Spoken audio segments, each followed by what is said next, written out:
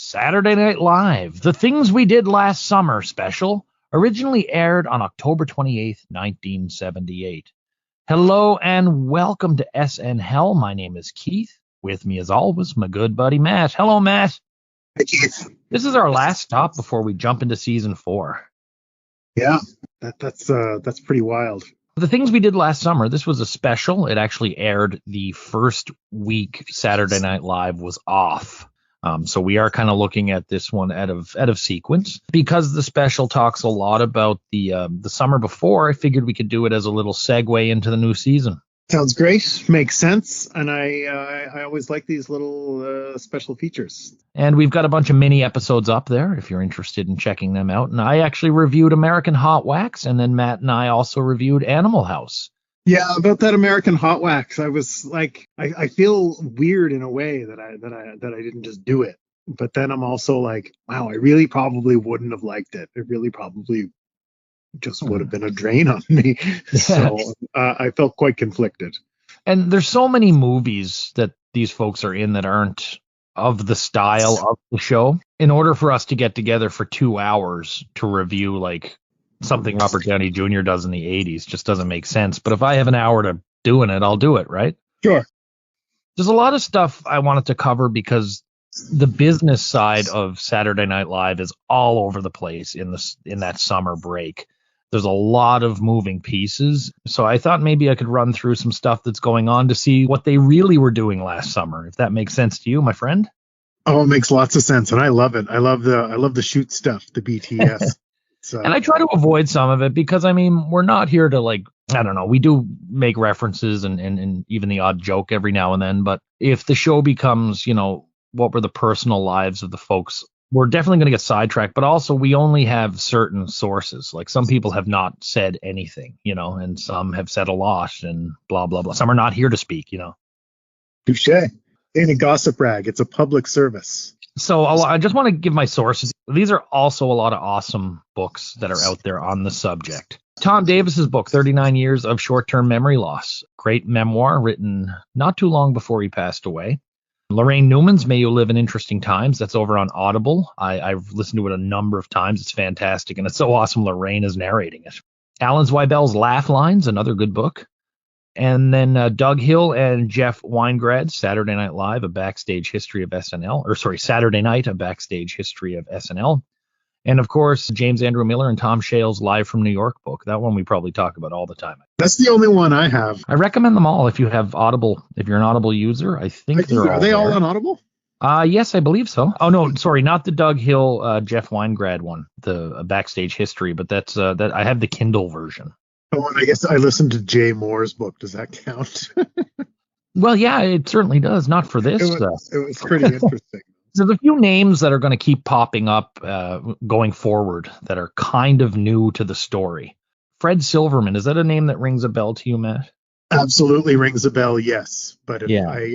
Please, no follow-up questions. Fred Silverman was hired to replace Herb Schlosser as the president of NBC. Silverman is a titan, but we'll talk about him in a second. Schlosser was a big supporter of the show from the very beginning. He's the one that's sort of the network side of creating it, I guess. Him and Dick Ebersol. And Schlosser and Lorne Michaels got along really well. Fred Silverman was brought in because NBC, and this is still hard for me to believe, NBC's ratings were in the toilet. It was a distant third. What's their hot shows? Saturday Night Live. Sure. Quincy, Chips, and the Rockford Files. So they, you know, the network is brutal. Riding on the shoulders of James Garner, Jack Klugman, and Eric Estrada. Ouch. Yeah. Big ouch. They did have the movies that were very popular, like we've talked about the TV movies. They were huge, but it wasn't. Sometimes those movies were, I don't like the other stuff that's on, right? Silverman kicked ass over at CBS. He was kind of the executive there when like Norman Lear's stuff came in. He also brought the game shows to CBS and started things like Price is Right and Match Game. He revitalized Price is Right.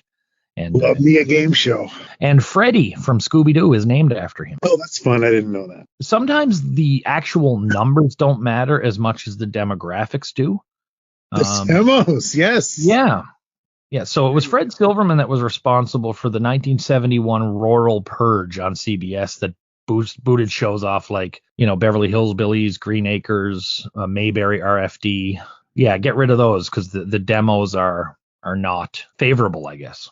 And I think as time goes on, that's proving to be less and less of a thing, but certainly was at that point in time. He went over to ABC in 1975. Got Three's Company going, Love Boat, Charlie's Angels. He brought Hanna-Barbera to the network. He revamped and revitalized the soap opera genre. He was the executive behind Roots. So I mean, this is a power broker in. Holy shit! What a resume! I know, eh? Yeah. A lot of his shows featured like sexy women prominently. And that's where like Jiggle TV, the joke comes up that buxom women were all over the place wearing tank tops and short shorts. And we actually see that parodied in season 4, Battle of the Network TNAs. Silverman at NBC was, at the time, it was seen as a complete failure. I don't know if that's totally fair all these years later, because seeing what he released, like Cheers, Hill Street Blues, Facts of Life, St. Elsewhere, all were approved under him.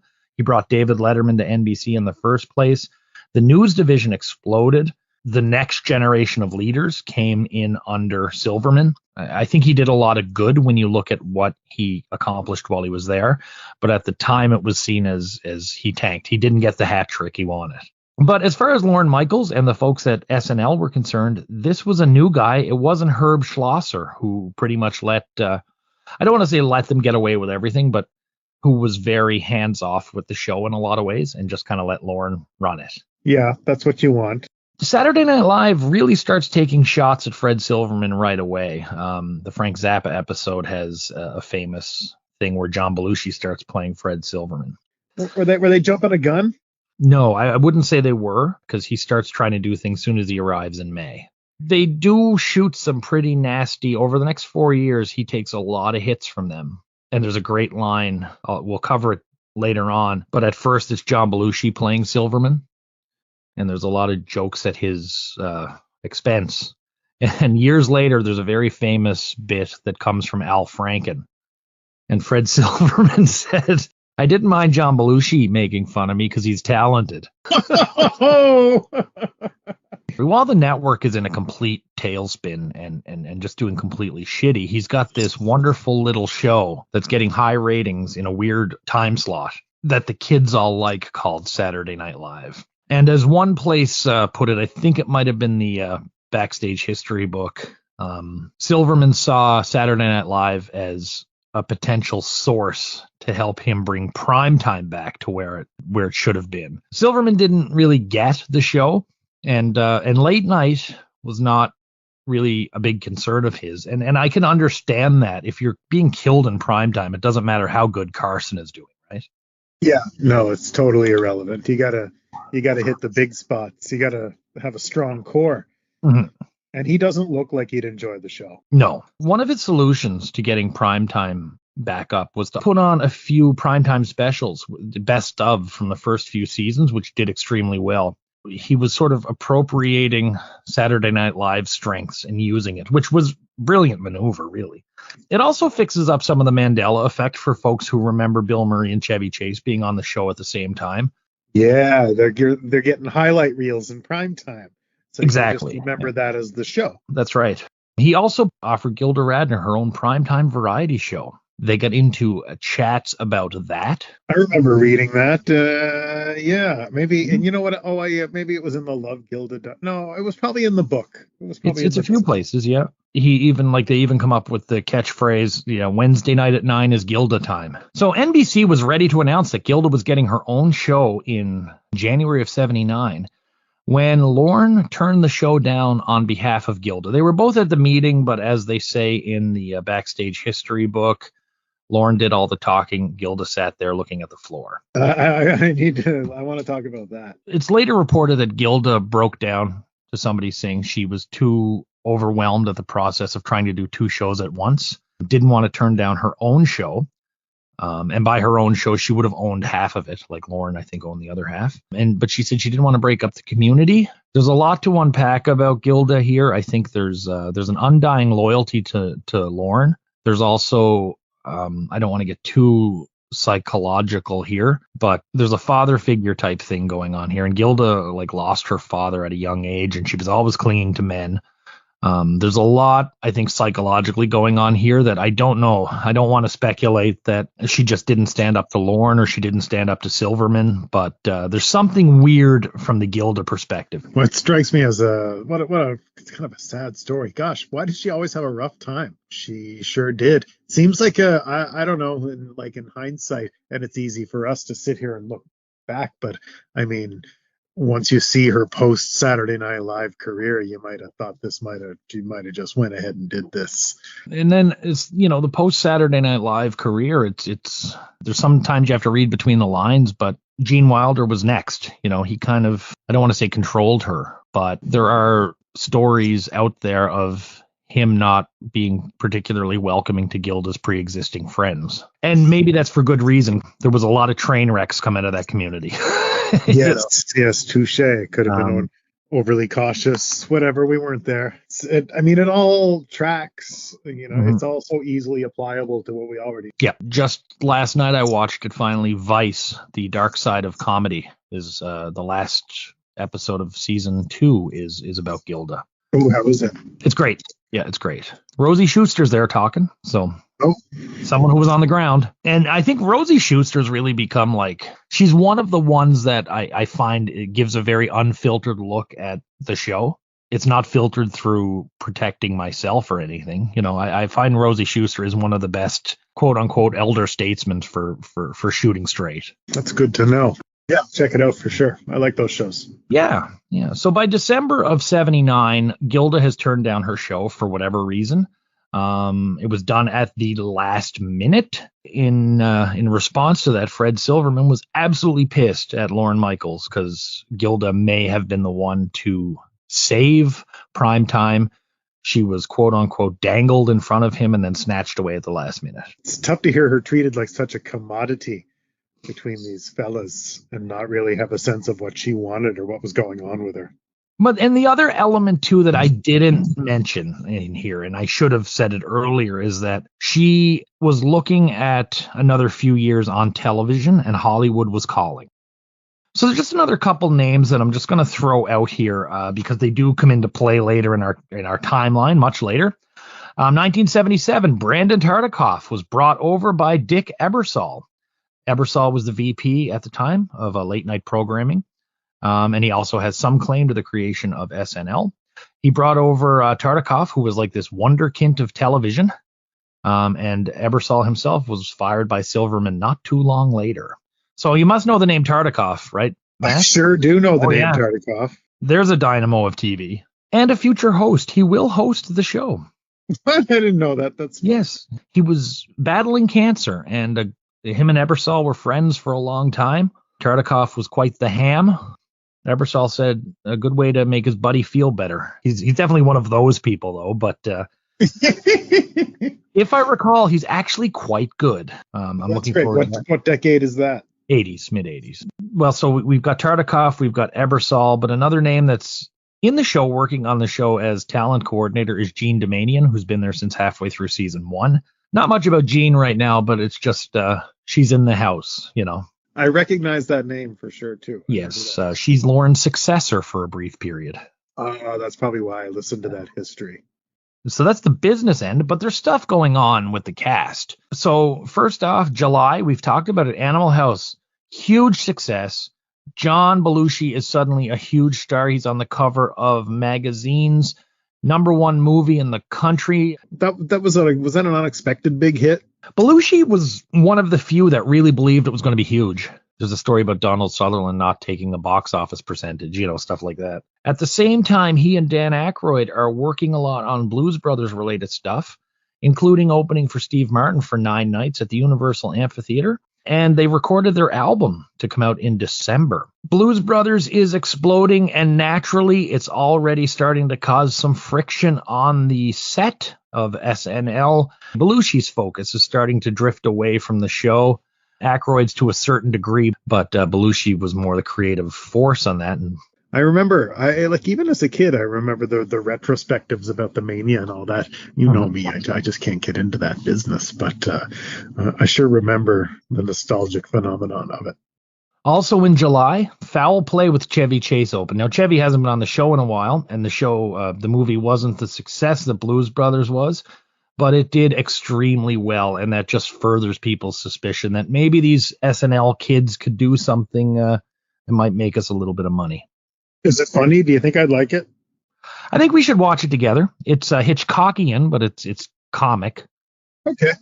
Gilda Radner voiced a character in a cartoon called Witch's Night Out. I also learned on the Vice documentary that she was having a real rough go here with the pressures on her. There's an eating disorder going on as well. And she spent some time in the hospital. In the psychiatric hospital at this point in time, just to get some help and to feel a little better. 1978, you didn't publicize that. No, my goodness, that would be outrageous. Yeah, the pressures of fame, people, and it must have all seemed so sudden, right? Because it was so not long ago that they were like, when they went to that thing, and they were like, holy shit, we're actually like famous outside of the city and stuff. Bill Murray working on Meatballs. We're going to watch that one together, too.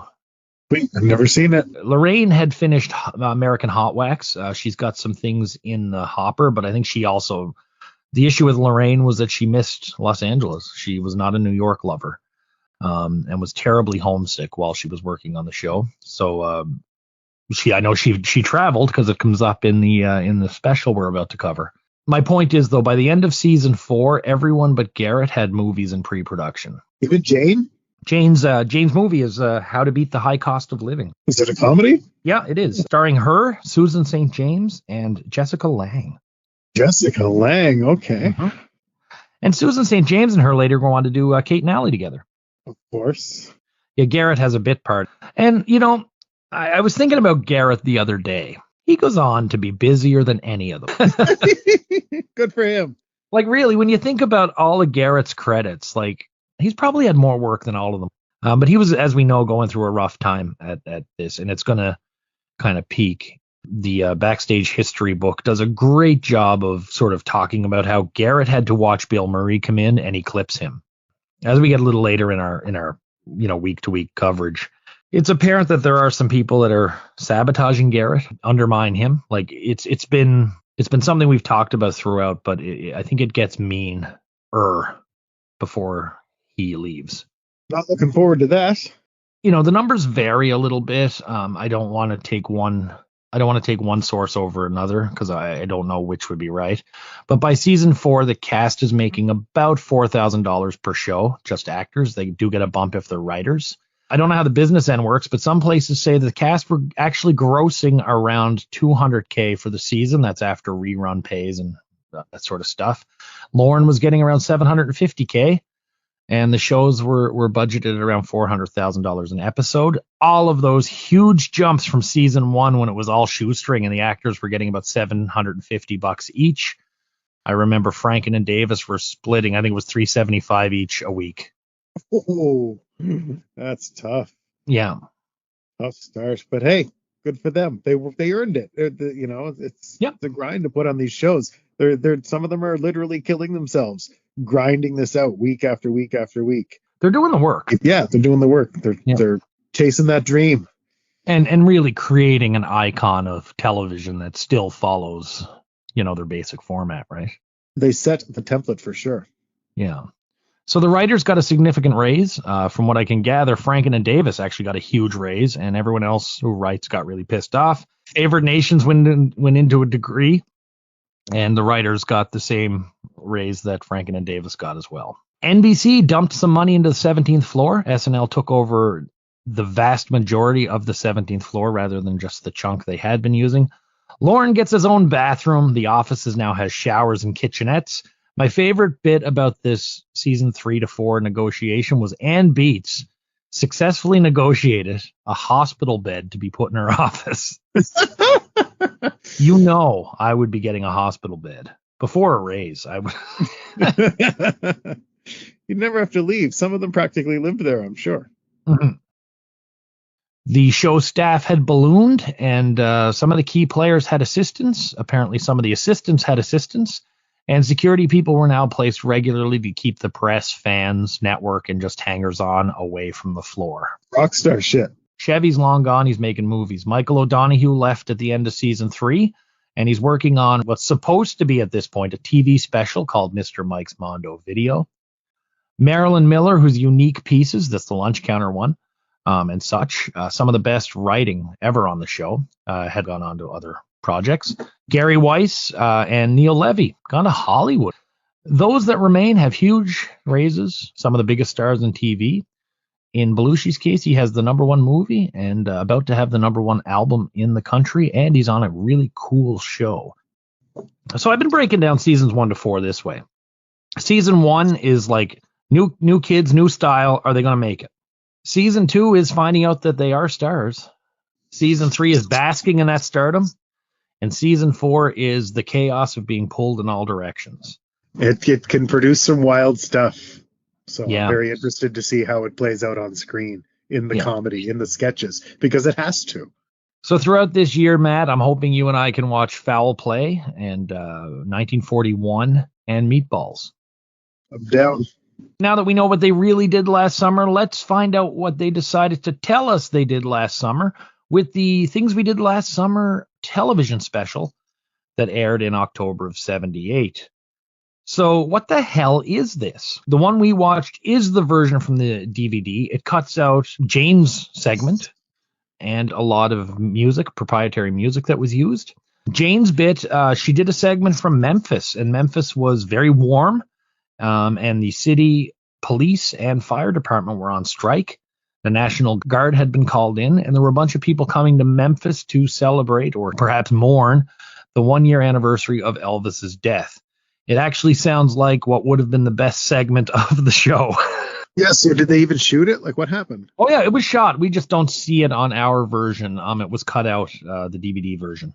Why would they do that? What the fuck? I don't know.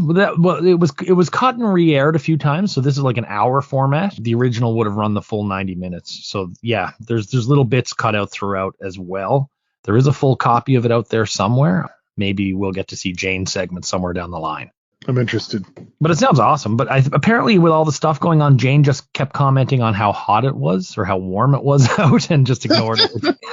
That is our type of comedy right there, right? Yeah.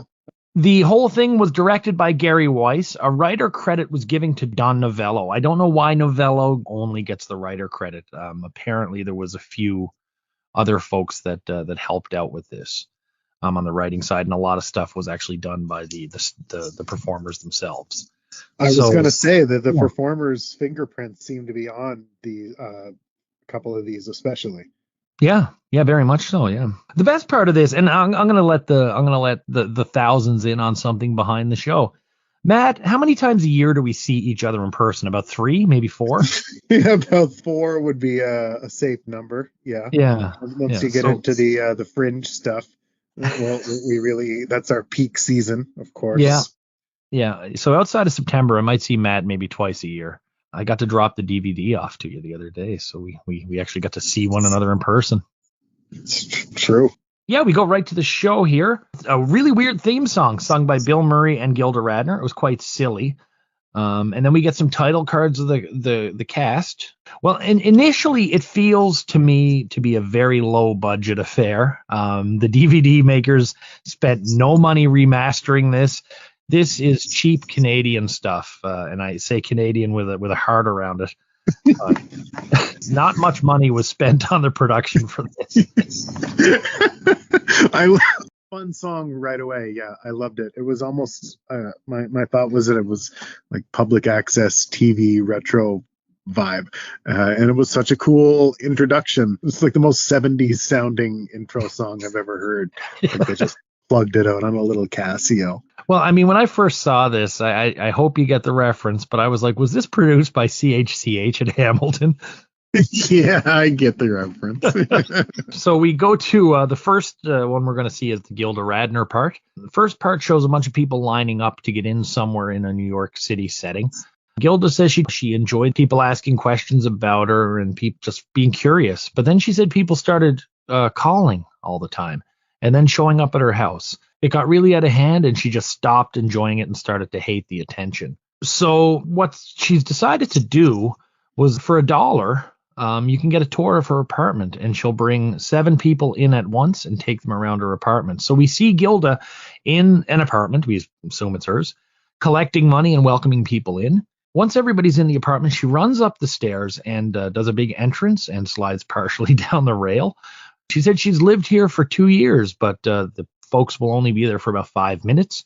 She then invites them upstairs and talks about the stairs, saying that they were probably built when the apartment was built. She then takes them to her exercise room. The people who used to live there left their gym equipment behind. She doesn't really know how to use it, but she tries. She then goes in her bedroom. She shows a baby crib, which is where she says she sleeps. She then shows a view out her window of a brick wall. We get some nice shots of the folks reacting. She then shows the bathroom. It's just a small room with a toilet and a photo of King George. She then locks the door and uses the washroom while people wait in the hall. In the kitchen, she shows a sponge, her fridge, some magnets, and some mustard that she stores on the door of the shelves.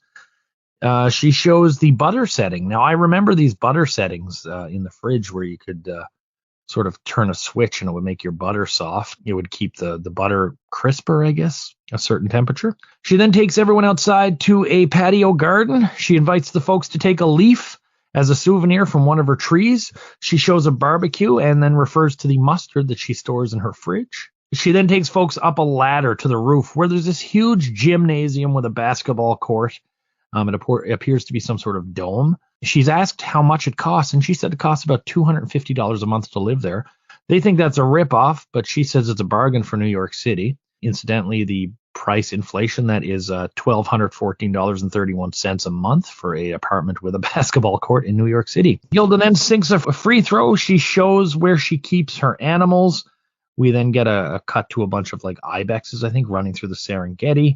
She then takes them to a room where there's tons of merchandise. There's a I Love Gilda shirt, some photos of Rosanna, and a Gilda poster where she's sort of doing the Farrah Fawcett pose.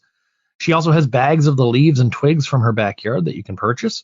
She has one of them sort of old waiter change counters on one of her belt. The visitors are happy and they buy a ton of merch. Gilda then escorts them out as another bunch are coming in.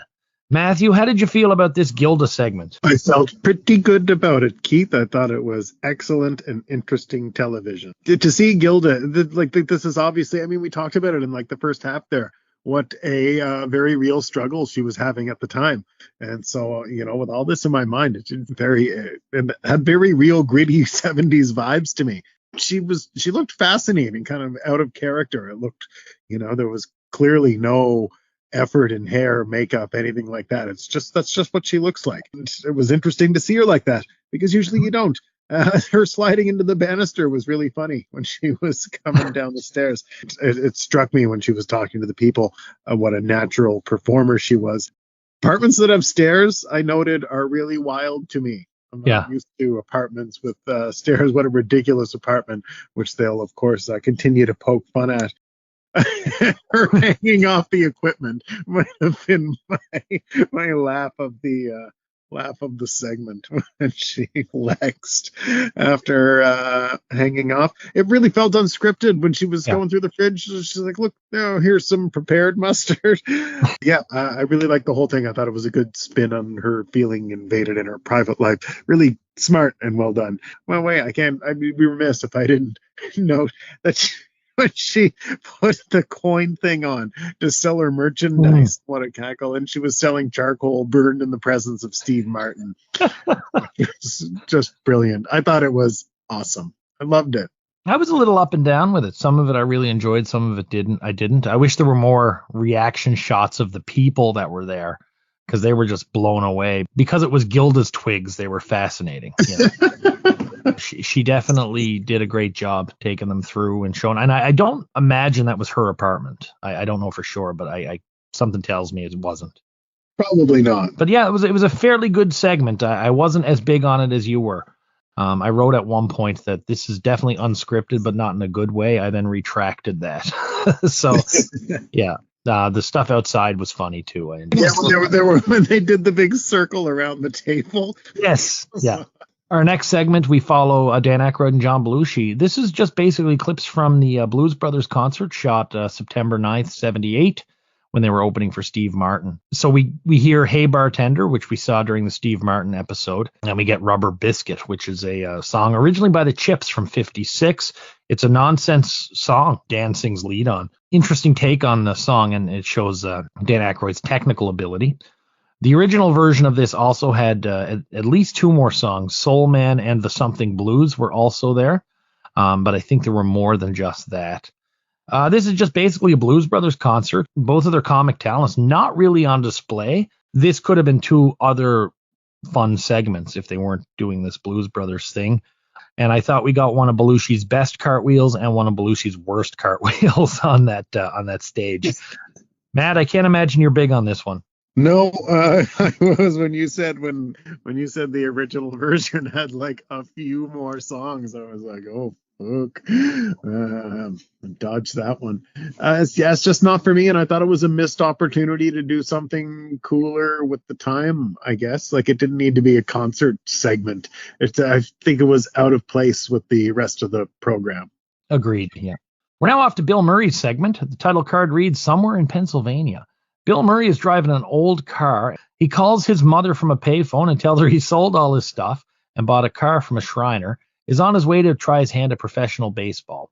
She thinks it's a bad idea. He disagrees and insists that he has to try. He tells her to stay off the highways because he plans to be driving dangerously. Murray shows up at Olympic Stadium way over in Aberdeen, Washington. He has two baseball bats and a glove, and he runs into where a bunch of players, the Gray Harbor Loggers, are practicing, and they've been waiting for Bill. He meets the coach. He apologizes for being late. He says he got a bunch of tickets in Montana. They assign him to right field, and members of the team keep telling jokes to him, and they keep telling him, despite the fact the jokes are quite bad, they say, you can use that on the show. Bill is trying to practice. People continue telling him jokes, including a Spanish-speaking outfielder. 1 week passes, and what was originally here was a Rocky training montage, which was cut from our version. Bill is not at the game because his car is broken down, and he takes the car to a mechanic who keeps telling Bill a joke, which slows down the process of fixing the car so Bill can get back in time to play the game. The mechanic is played by a character actor whose name I can't remember, and I couldn't remember what I saw him in to find it, but he did a lot of sitcoms in the 70s and 80s. The game is happening at the same time. The coach is annoyed that Bill isn't there. The team is losing, and the crowd is getting pissed. Bill's car gets fixed, and he makes it in time to bat. He gets a hit into deep left field and starts a rally, and then he makes some catches and hits a home run, which leads his team to victory. Bill Murray then does the Gehrig-style luckiest man in the world speech, but he changes it to the universe and then the United States. He says he now knows he can do it all. He loves baseball, but he has to go back to comedy. Yeah, Bill Murray quits comedy, sells all his possessions, goes and tries base, and realizes comedy is where he really belongs. Matt, did you enjoy this one? No, I did not think this one was very good at all. I didn't think it was funny. It came off as really whiny and complainy, and I really didn't think there were any jokes in it. It was just a little bit about, Bill Murray carries that first little bit with his charm. And I did like the weird, it felt like the Texas Chainsaw Massacre when he was driving in the woods like that. Yeah, after his, little charming conversation with his mother, which was cute. That whole thing about the people just saying, oh yeah, this would be funny. Oh yeah, you should use this on your show. Like, yeah, we get it. You're a famous comedian, and I'm sure you're pestered by fans. I didn't like the tone or the mood of the sketch at all. It gave me bad vibes. I loved this one. Thought it was really funny premise. I loved his notion of selling everything after a year and a half on a show and going to try baseball. I thought it was a good time for his vamping, and I really enjoyed this. Now here's the fun part, Matt. According to baseball record books at baseballcube.com, Bill Murray actually did play 2 games as a pinch hitter for the Gray Harbor Loggers that summer. What division is that? Is that like Minor league. Yeah. Double A, I think. He hit twice, and he got a base hit on one, and he's either struck out or didn't get a hit on the other. But this is actually recorded as 2 professional baseball at bats. Pretty interesting. I didn't know that. I know he loved the guys on the team said he wasn't nearly up to par, but he took the practices very seriously and tried to be as good as he could at the game. So I was happy to see that. That's pretty cool. And I missed the joke that he was selling all his possessions, even though he's only been on the show for a year, probably not even making a lot of money. I missed that one. Very funny. He's conquered comedy, right? Yeah. Put it in today's context, that would be like Sarah Sherman, who's on the show right now, saying I've conquered comedy. Our next one is Garrett Morris. Trigger warning, everyone. With a woman lying on his bed, Garrett says he's going to work. He's dressed like a jockey and he's going back to his old job. The girl thinks he's nuts, but Garrett says it's going to be fun and a summer vacation and he could use a couple extra bucks. So he gets on the subway and starts reading the paper, and I put that in there because that's the grimy subways I remember seeing on TV shows as a kid. That's old New York, right, Matt? Yeah, that's the 42nd Street vibe that I wish I could time travel to. Yeah, it's gone now. So he shows up at his place of work. He greets a Mr. Garvey who asks if he's still singing with Harry Belafonte, and Garrett says he's not. He's got another job. He's off to work and he wants to go back and make a couple extra bucks. We see that he's actually a model for lawn jockeys at a studio where they make lawn ornaments. We see artists painting sculptures of like live animals and live models. Garrett meets with an artist who he knew from before, who says a lot of the old lawn jockeys are now white. And because of racism, they've gone many different ways with the lawn jockey, and we see an Arab person. Garrett wonders what the fee is. The artist tells him it's $4. So Garrett asks for the gig. He says he can get 12 done a day and walk out with $48. It's either a canned version or Garrett singing Carly Simon's "Nobody Does It Better." That's cut out from our version, which is fine because I wanted this to be as short as humanly possible. This was really bad. I mean, Garrett was all in for it on screen, at least. He looked like he was doing his absolute best. But again, it's becoming our mantra. Garrett deserved better than this. This was terrible. Yeah, hideous. I didn't get it half of the time. And when I did, I sure didn't like it.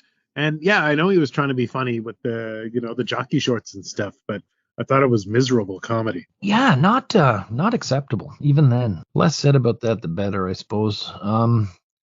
We now go to Lorraine Newman. So a lot of Lorraine's story is based on and greatly exaggerating a trip that she actually took to Tahiti. So in this one, Lorraine's in Tahiti with friends, including Michael McManus, Peter Asher from Peter and Gordon, and virtually unrecognizable to me anyway, Mackenzie Phillips. After they all check in, we can see some stock footage of island girls dancing. Lorraine and her friend go to their room where a porter tells them what the meals and bar hours are. We then cut to dinner, and Lorraine is eating fish, and all the options for food are fish related and like fish covered with fish, kind of reminding me of the spam joke from Monty Python. All the conversation is about fish and sharks and stingrays and someone getting paralyzed by when they went scuba diving and surfacing too quickly. Everything is a threat there. She's then asked to go scuba diving so she can see everything underwater. She reluctantly agrees to diving lessons. We then see her walking along a beach worrying about scuba diving and being underwater with all them threats. She talks back and forth to herself, saying she's got to push herself. And then when she thinks of what they all said about the threat, she decides not to go. She tells her friends that her instructor got a cold, and then they say, well, just come with us anyway. And she says she's also coming down with a cold. So everyone goes back to lunch. We see more girls dancing. Lorraine is a quick shot of Lorraine being trapped by a giant centipede in her room. The maid tells her not to worry and kills the centipede, and it's quite bloody and gross. She then recognizes a friend in the lobby who named Paul Oberon, who was from high school, played by a young Paul Rubens. He doesn't recognize her. We also see some people turning into Nazis in a hallway. There's more fish at a table. A lot of quick cuts of suddenly there's Nazis at another table. She just freaked out. Everything, the lights suddenly change. We get this red shot of Lorraine. And then there's goldfish in the drinks, and it really goes all over the place. Very avant-garde. And then we see Lorraine back in Los Angeles. She says Tahiti was fun. Happy to be back in LA. She's talking to her friend who's behind a newspaper. The guy drops the newspaper, and it's a different guy, one of the guys from Tahiti. What a weird piece, but I did enjoy it. You know, I loved it. Before I even look at my notes. Tell me what you liked about it, because I can't put my finger on it other than it just being weird for the sake of weird. This is like a Lucio Fulci movie, like when he does movies like The Beyond was a big hit, and Zombie was another one that he did, House by the Cemetery. Anyway, like this late 70s disco Italian gore director, and his movies are just like nightmare escapes, and that's what this felt like to me. That her vacation was just an escalating nightmare. This was a short horror movie as far as I was concerned, because she's even wandering on the beach. She's like, you're supposed to have a good time on vacation, right? You're supposed to have fun on vacation. She knows something's wrong. She's like, why can't I have fun like other people? She starts having these weird nightmarish kind of, there was that shot of her like in perfect square frame, and then the other people in her party were shot in this fisheye lens. It was really disorienting. And Nazis, come on. It just turns into a fever dream with the centipedes and all of the fish and her descending into this mania. It was exactly like one of these weird psychosexual Italian horror movies of the era. Weird piece, but I enjoyed it. I couldn't help but enjoy it. I mean, I love those kind of movies too, so it was easy for me to like that, because I feel like they've seen those movies doing that. So in the original version, we have another Blues Brothers segment, which is cut from ours. And, Jane in Memphis, focusing on how hot it is outside, despite all this crazy stuff going on. Interviews with elderly showgirls, somebody dressed as the mayor, I think, keeps asking people, like, what's up with this and how's this going? And it's the 1-year anniversary of Elvis's anniversary. So hopefully we can see the Jane bit somewhere down the line. I hope so, man. It sounds really funny. It really reads like, at least on paper, like the one we would enjoy the most. Mutual. Definitely. Yeah. So, Matt, if you were to pick a favorite of the segments tonight, where are you going? Lorraine Newman's. Yeah, I'm torn between Lorraine's and Bill's, but they're so friggin' different that it's like, it's very much an apples and oranges. No, it's like an apples and bowling balls, you know. This is sort of their second TV special. The other one being New Orleans, which was all over the place. Better product in the end? Yeah, I think so. Shame we didn't get to see Jane's segment because we're slightly shorthanded. But even the anticipation of it, and I didn't love that one. It was a mess. It was all over the place, and it was, it was riding on energy more than jokes. And this was a little more focused. Yeah, I think I preferred the Mardi Gras special. There were elements of this that were a lot of fun. There was sort of a rushed, unfinished, pardon the term, but there was something very amateurish about this special that I didn't like. I think that's why I like it more. I think because it's really lo-fi and clunky, and it really feels like they had no help doing it. And that's a good point, because that's precisely what we sometimes miss from, seasons after season 1 of this show. Yeah, like even as I mentioned, that Bill Murray's had this Texas Chainsaw Massacre vibe, which is on something else that was made for dirt money. So and me liking both of these things, of course, I'm going to like that aesthetic in general. So that's it until season 4 starts, Matt. We're coming back next week. You know who starts off the season? I don't. Host and musical guest, the Rolling Stones. Oh, okay. Quite a get for 78, eh? That's a huge get. Yeah, that's very exciting. That's season premiere stuff. Matt, I am so excited. Thank you so much for all these in between season 3 and 4 episodes. Well, Matt, thank you so much, buddy. Great chatting tonight, and we'll be back in about a week with season 4. And until then, Matt and I'll just be hanging out talking about last summer here in SNHell.